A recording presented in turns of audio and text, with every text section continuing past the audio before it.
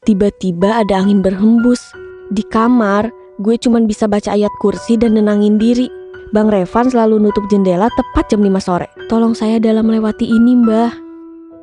Peringatan, animasi ini dibuat dengan tujuan sharing pengalaman pribadi sang pengirim cerita. Dimohon untuk menghargai cerita tanpa menyudutkan beberapa pihak. Selamat menonton. Assalamualaikum semuanya. Hai penonton setia GPC. Kenalin, gue Caca dari Yogyakarta. Umur gue 22 tahun.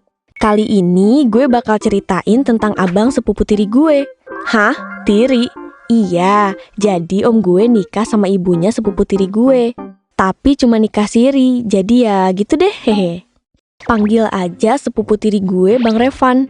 Dia besar dan menetap di Jakarta. Rumahnya di perumahan gitu, rumahnya gede, tingkat 2 dengan nuansa putih hitam. Tapi gue gak pernah excited kalau harus ke rumah dia. Waktu gue umur 15 tahun, gue pernah nginep di rumah Bang Revan.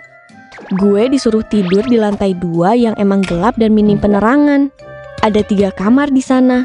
Kamar ortu Bang Revan, kamar Bang Revan, dan kamar tamu yang jadi tempat gue nginep. Kalau keluar kamar, di kanan ada tangga dan jendela besar yang ada pohon gede. Pernah suatu malam nih, gue kebangun jam 1. Udah coba tidur lagi, tapi gak bisa. Akhirnya gue mutusin buat sholat tahajud. Gue sholat di musola rumah. Langsunglah gue ambil wudhu dan pakai mukena. Dari awal, perasaan gue udah gak enak. Kayak ada banyak mata yang ngeliatin gue. Tapi gue berusaha tenang dan sholat dengan khusyuk. Pas gue mulai sholat, tiba-tiba ada angin berhembus. Padahal semua jendela ketutup. Gak ada AC ataupun kipas. Pas gue ruku, perasaan gue makin gak enak. Dan pas gue bangun dari ruku, di depan gue kan ada jendela. Ada sosok perempuan berambut panjang berdiri di depan jendela dan dia senyum lebar ke arah gue. Terus dia bilang, "Mbak, aku kedinginan, Mbak." Anjir, bodoh amat wey. Gue langsung ngibrit ke kamar, kesandung-sandung karena masih pakai mukena. Di kamar, gue cuman bisa baca ayat kursi dan nenangin diri. Besoknya, yang bikin gue terheran-heran, Bang Revan tiba-tiba bilang, "Tadi malam lo didatengin Kunti ya pas lagi sholat." Lah, kok dia bisa tahu? Padahal kan gue gak ceritain ke siapapun kejadian semalam. Ya gue langsung bilang, "Kok lo bisa tahu sih? Tahu dari mana?" Lah, dia malah senyum sambil nunjuk ke sampingnya sambil bilang, "Ini bocah-bocahnya pada ngasih tahu ke gue," kata dia sambil ketawa-tawa. Gue kagak lihat ada bocah-bocah di sini dah. Emang agak lain nih orang. Sampai ada di momen Bang Revan gantian nginep ke rumah gue di Yogyakarta. Dia tidur di kamar gue yang biasa gue pakai tidur. Jadi, kamar ini tuh langsung berhadapan sama jendela gitu. Dan selama di rumah gue, Bang Revan selalu nutup jendela tepat jam 5 sore. Gak ada tuh nutup jendela jam 5 lewat atau jam 5 kurang. Gue tanyalah karena penasaran banget, "Bang, lo kenapa sih nutup jendela di jam 5 pas terus?" Dia jawab cuma senyum doang. Dikata gue pajangan kali ya. Terus gak lama dia cerita. Ternyata pas awal dia ke rumah gue, dia langsung ke kamar. Dan dia ngeliat sosok kepala tanpa badan dan ngomong ke arah dia, "Tutup jendela di jam 5. Kalau tidak, kamu tidak akan pernah terlepas dari ikatanku." Setelah itu Bang Revan cuma bisa nurut sama apa yang si sosok itu bilang. Dan dia lakuin secara rutin setiap dia nginep di rumah gue. Pernah nih, gue sekeluarga lagi makan dan ada Bang Revan juga. Lagi nikmat-nikmatnya makan, dia kesurupan woy. Teriak-teriak gak jelas dan suaranya kayak bapak-bapak. Hal itu berlangsung selama 2 jam.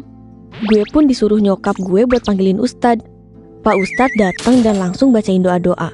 Tetap aja Bang Revan masih dengan suara bapak-bapaknya. Sampai akhirnya Pak Ustadz nyaranin kita ke Boyolali. Berangkatlah kita. Gue di situ ditugasin jagain dia selama di perjalanan. Untungnya dia udah agak tenang, tapi ada waktunya dia bakal ngereog lagi. Bokap gue di situ langsung hubungi orang yang dimaksud sama Pak Ustadz. Pas sampai, gue ngeliat ada kakek-kakek yang umurnya kisaran 70 tahun. FYI, beliau ini bukan dukun ya. Beliau nyuruh kita buat rame-rame gotong Bang Revan ke dalam kendi besar yang isinya air kembang 7 rupa dan udah didoain pastinya. Langsung aja tuh kita lempar dia ke air. Hehe, canda lempar. Proses ini berlangsung selama 3 jam. Baru setelah itu dia sadar, tapi dengan kondisi tubuh yang lemes dan gak ada tenaga. Ternyata gue baru tahu kalau kakek ini adalah salah satu orang yang disebut sama orang-orang sebagai kunci penyembuh segala penyakit. Nama beliau Mbah Sirom. Gak pakai P ya, jadinya Marjan ntar. Hehe. Oke. Mbah Sirom bilang, ayah kandung dari sepupu tiri kamu ini ngirim hal gaib. Ayahnya pengen nguasain tubuh anak ini.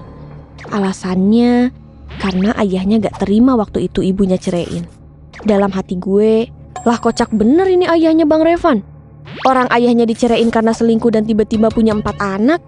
Terus Mbah Sirom nambahin lagi, anak ini kurang ibadahnya, kurang deket sama Tuhan.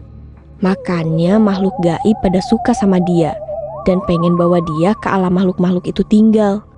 Bang Revan menunduk, matanya berkaca-kaca dan bilang, saya sadar Mbah, saya terlalu lalai dengan dunia ini sampai lupa dengan kewajiban saya. Saya janji saya bakal berubah, tolong saya dalam melewati ini Mbah. Gue kasihan banget sama Bang Revan, gak tahu menahu soal orang tuanya, malah jadi sasaran empuk dari hal-hal yang gak dia pahami.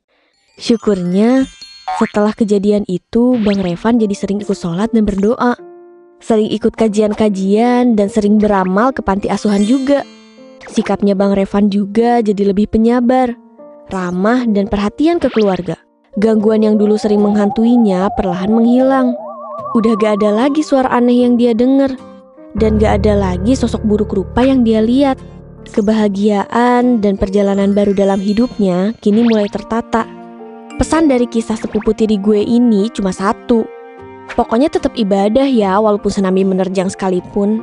Karena ibadah adalah salah satu bentuk perlindungan yang Tuhan kasih untuk kita dan sebagai benteng dari hal-hal gaib. Sampai di sini dulu ya cerita gue. Bye-bye.